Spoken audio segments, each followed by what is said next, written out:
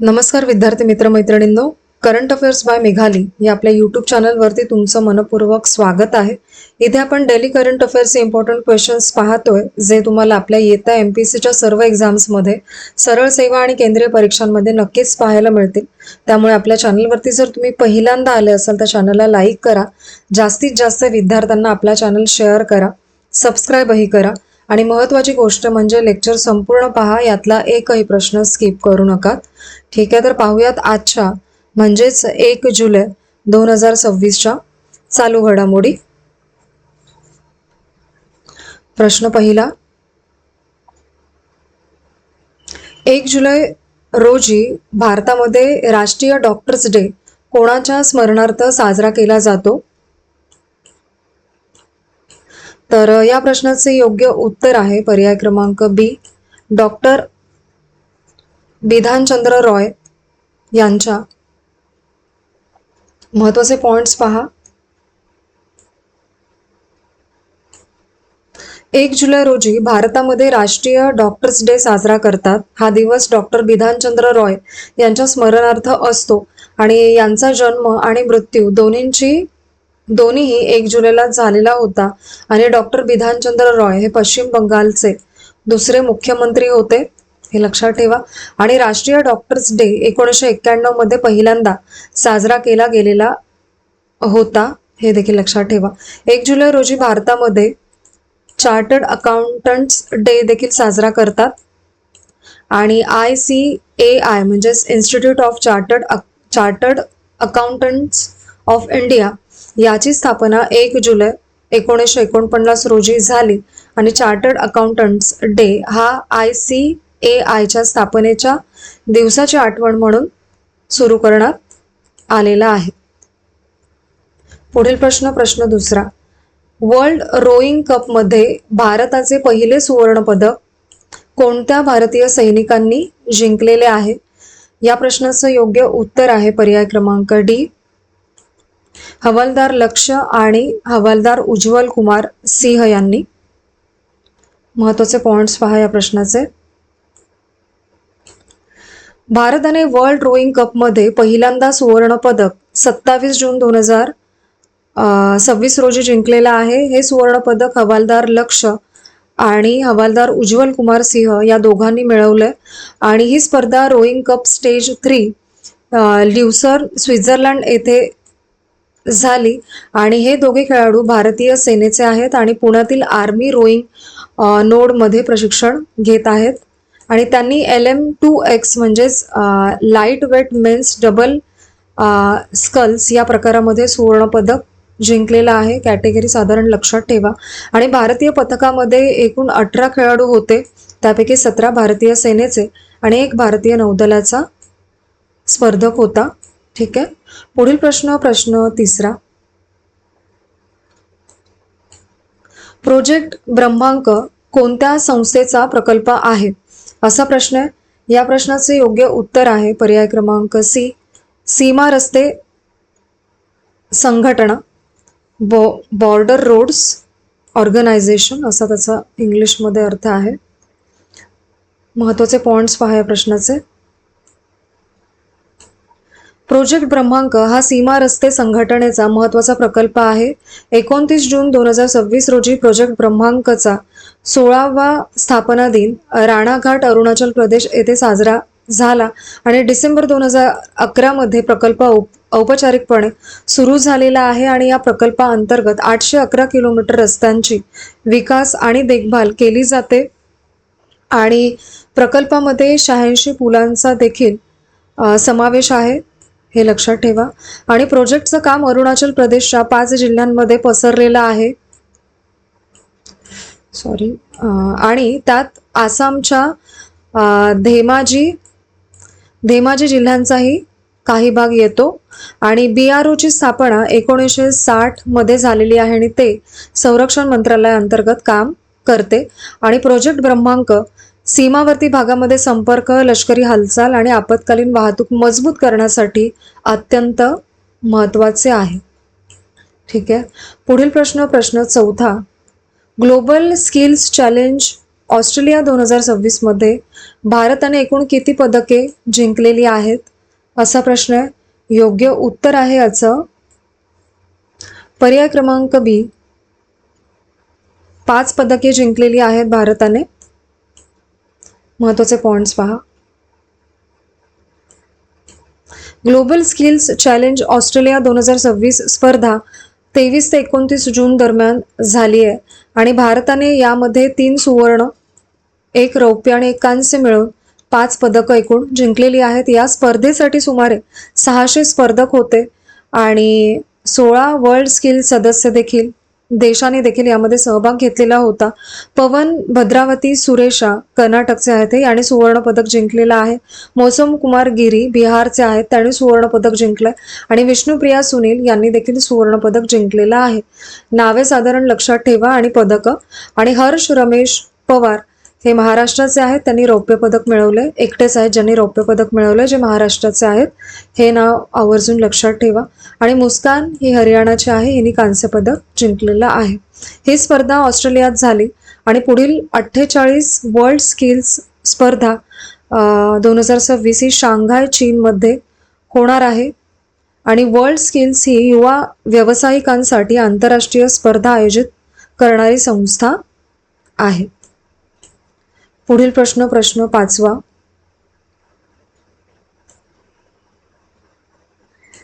तीस जून 2026 रोजी भारतीय लष्कराचे 31वे प्रमुख म्हणजे चीफ ऑफ आर्मी स्टाफ म्हणून कोणी पदभार स्वीकारला आहे असा प्रश्न आहे. याचे योग्य उत्तर आहे पर्याय क्रमांक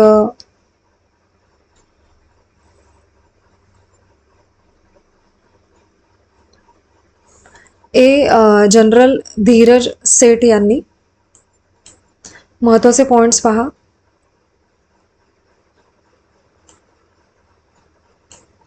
जनरल धीरज सेठ यांनी 30 जून 2026 रोजी भारतीय लष्कर प्रमुख म्हणून सूत्रे हाती घेतलेत. ते भारतीय लष्कराचे 31वे प्रमुख त्यामुळे होतात आणि त्यांनी जनरल उपेंद्र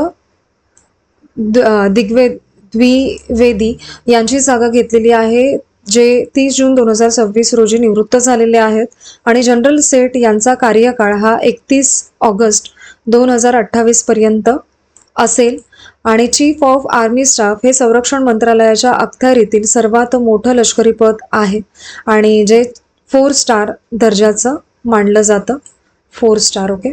आणि 1 एप्रिल 2026 पासून जनरल सेठ हे भारतीय लष्कराचे 49वे लष्कर प्रमुख देखील होते. हे लक्षात ठेवा. पुढील प्रश्न 6वा. जपानच्या पंतप्रधान सानाय ताकाईची भारतात कोणत्या कार्यक्रमासाठी येत आहेत? ठीक आहे, तर या प्रश्नाचं योग्य उत्तर आहे पर्याय क्रमांक डी, 16वी भारत जपान वार्षिक शिखर परिषद होणार आहे, त्यासाठी त्या येतात. ठीक आहे, तर या प्रश्नाचे योग्य त्याचे महत्त्वाचे पॉइंट्स पहा. जपानचे पंतप्रधान सानाय ताकाईची 3 दिवसांच्या भारत दौऱ्यावरती येत आहेत. हा दौरा 16व्या भारत जपान वार्षिक शिखर परिषदेसाठीचा आहे आणि तो नवी दिल्ली येथे होणार आहे. पंतप्रधान नरेंद्र मोदी आणि सानाय ताकाईची यांच्यात द्विपक्षीय चर्चा या दरम्यान होईल आणि दोन्ही नेते भारत जपान संबंध आणि प्रादेशिक आणि जागतिक मुद्द्यांवरती विचारविनिमय करतील. ठीक आहे. आणि सानाय ताकाईची इंडिया जपान बिझनेस फोरममध्ये देखील सहभाग घेतील आणि जे नवी दिल्लीमध्येच होईल. आणि 15वी वार्षिक परिषद टोकियोमध्ये झालेली होती, जेथे पंतप्रधान मोदी ऑगस्ट 2025 मध्ये गेलेले होते. पुढील प्रश्न 7वा. महाराष्ट्रामध्ये विशेष सघन मतदार यादी पुनरावलोकन म्हणजेच SIR मोहीम कधी सुरू करण्यात आलेली आहे? या प्रश्नाचं योग्य उत्तर आहे पर्याय क्रमांक ए, 30 जून 2026 रोजी. महत्त्वाचे पॉइंट्स पहा या प्रश्नाचे. महाराष्ट्रामध्ये विशेष सघन मतदार यादी पुनरावलोकन मोहीम 30 जून 2026 पासून सुरू झाली आहे. BLO म्हणजे बूथ लेवल अधिकारी घर घर जाऊन मतदारांची पडताळणी करत आहेत आणि हे अधिकारी मतदारांना पूर्व भरलेले हे अधिकारी मतदारांना पूर्व भरलेले फॉर्म देतात आणि त्यांची माहिती तपासतात. ही मोहीम भारत निवडणूक आयोगाच्या मार्गदर्शनाखाली होत आहे आणि या मोहिमेचा उद्देश मतदार यादी शुद्ध आणि अचूक करणं असा आहे आणि मोहिमेत अपात्र आणि दुबार नावे यादीतून हटवतात असा हा उपक्रम आहे. आणि ही मोहीम 29 जुलै 2026 पर्यंत चालेल आणि मसुदा मतदार यादी 5 ऑगस्ट 2026 रोजी काम पूर्ण झाल्यानंतर प्रसिद्ध करण्यात येणार आहे. पुढील प्रश्न 8वा. केंद्रीय प्रत्यक्ष कर मंडळ म्हणजेच CBDT च्या अध्यक्षपदी पुन्हा कोणाची नियुक्ती करण्यात आलेली आहे असा प्रश्न आहे. या प्रश्नाचं योग्य उत्तर आहे पर्याय क्रमांक बी, रवी अग्रवाल यांची. महत्वाचे पॉइंट्स पहा या प्रश्नाचे. रवी अग्रवाल यांची पुन्हा एकदा CBDT अध्यक्षपदी त्यांची नियुक्ती झालेली आहे. CBDT म्हणजे केंद्रीय प्रत्यक्ष कर मंडळ होय, जे अर्थ मंत्रालयाच्या महसूल विभागाखाली काम करते. ठीक आहे. आणि पुनर्नियुक्ती करारावरती ही आधारित असून नियुक्ती नव्या कार्यकाळाची मुदत 6 महिन्यांची असणार आहे आणि त्यांचा नवीन कार्यकाळ 1 जुलै 2026 पासून सुरू होईल आणि 31 डिसेंबर 2026 पर्यंत राहणार आहे. आणि मंत्रिमंडळाच्या नियुक्ती समितीने म्हणजे appointments committee of the cabinet म्हणजेच ACC ने या पुनर्नियुक्तीला मंजुरी दिलेली आहे. पुढील प्रश्न 9वा. ग्रामसभेतील कमी सहभागावरती राष्ट्रीय अध्ययन अहवाल कोणी प्रकाशित केलेला आहे? तर या प्रश्नाचं योग्य उत्तर आहे पर्याय क्रमांक डी, डॉक्टर R बालासुब्रमण्यम यांनी. महत्वाचे पॉइंट्स पहा. ग्रामसभेतील कमी सहभागावरती राष्ट्रीय स्तरावरती केलेला अभ्यास पंचायत राज मंत्रालयाने प्रकाशित केलेला आहे नुकताच आणि हा अहवाल 30 जून 2026 रोजी नवी दिल्ली येथे प्रकाशित करण्यात आला. आणि डॉक्टर R बालासुब्रमण्यम जे नीती आयोगाचे सदस्य आहेत त्यांनी हा अहवाल प्रकाशित केलाय आणि अभ्यास सगळ्या राज्य आणि केंद्रशासित प्रदेशांमध्ये झाला आणि अहवालामध्ये सहभागी लोकशाही बळकट करण्यावरती भर दिला गेलेला आहे आणि स्थानिक स्तरावरती उत्तरदायित्व वाढवायचंय असा अहवालाचा संदेश आहे. फक्त लोकांना सभा बोलवणं पुरेसं नाहीये, तर ग्रामसभा विश्वासार्ह आणि उत्तरदायी असायला हवी असं देखील या दरम्यान सांगण्यात आलं. पुढील प्रश्न 10वा. ग्रीसमधून भारतात UPI आधारित रेमिटन्स सेवा कोणत्या बँकेने सुरू केलेली आहे? तर या प्रश्नाचे योग्य उत्तर आहे पर्याय क्रमांक बी, युरो बँक. महत्वाचे पॉइंट्स पहा. युरो बँकने ग्रीसमधून भारतामध्ये UPI आधारित रेमिटन्स सेवा सुरू केलेली आहे आणि ही सेवा NPCI इंटरनॅशनल पेमेंट लिमिटेड च्या सहकार्याने सुरू करण्यात आलेली आहे आणि ही सेवा NPCI डबल झाला. ठीक आहे. ही सेवा त्वरित पैसे हस्तांतरित सुविधा देते आणि UPI सेवा अखंड व्यवहाराची सुविधा देत असते. आणि पीयूष गोयल यांनी UPIच्या जागतिक विस्ताराला महत्वाचा टप्पा म्हटलेला आहे. पीयूष गोयल यांनी काय करते, ठीक आहे, डबल झालंय. आणि UPIचा जागतिक विस्तार भारताच्या फिनटेक नेतृत्वाचे प्रतीक मानले जात आहे आणि ग्रीस हा UPI सेवा सुरू करणाऱ्या देशांपैकी आणखीन एक देश ठरलेला आहे यामुळे. पुढील प्रश्न 11वा. भारतीय रेल्वेने 48 फायबर OFC प्रकल्प कोणत्या रेल्वे विभागासाठी मंजूर केलेला आहे? या प्रश्नाचं योग्य उत्तर आहे पर्याय क्रमांक सी, दक्षिण पूर्व रेल्वेसाठी महत्त्वाचे पॉइंट्स पहा. भारतीय रेल्वेने दक्षिण पूर्व रेल्वेसाठी 48 फायबर OFCs प्रकल्पास मंजुरी दिलेली आहे आणि या प्रकल्पाची अंदाजित किंमत 200 कोटी रुपये इतकी आहे. प्रकल्पाअंतर्गत 48 फायबर ऑप्टिकल केबल्स बसवण्यात येणार आहेत आणि OFCचं पूर्ण रूप म्हणजे ऑप्टिकल फायबर केबल असं आहे. आणि या प्रकल्पासाठी 1600 रूट किलोमीटरवरती OFC कनेक्टिव्हिटी उपलब्ध होणार आहे या माध्यमातून. आणि प्रकल्प दक्षिण पूर्व रेल्वेच्या 4 विभागांमध्ये राबवण्यात येणार आहे. आद्रा विभाग हा प्रकल्प यात समाविष्ट असेल. चक्रधरपूर विभाग आणि खडगपूर विभाग हे विभाग आहेत, लक्षात ठेवा, जिथे आवर्जून हा उपक्रम होणार आहे हे लक्षात ठेवा. आणि रांची विभाग एकूण 4 विभागांमध्ये होणार आहे. आणि या प्रकल्पामुळे रेल्वेच्या डिजिटल संप्रेषण प्रणालीला बळ मिळणार आहे. ठीक आहे. पुढील प्रश्न 12वा आणि आजचा आपला शेवटचा प्रश्न.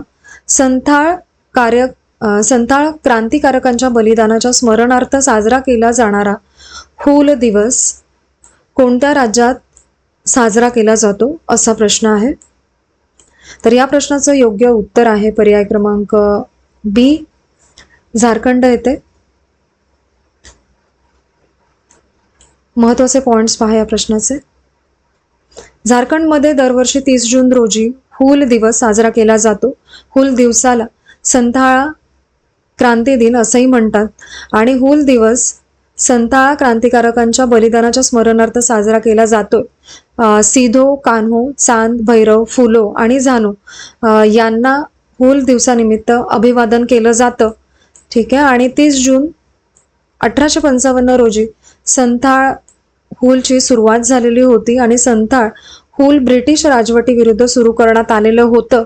आणि हा संघर्ष सावकारी शोषण व्यवस्थेविरुद्धचा होता. ठीक आहे. तर आजचे आपले 1 जुलै 2026 डेली करंट अफेअर्स पाहून झालेले आहेत. लेक्चर शेवटपर्यंत पहा ही एकच विनंती आहे. आणि आजचे लेक्चर तुम्ही शेवटपर्यंत पाहिलेच असेल त्याबद्दल थँक्यू सो मच.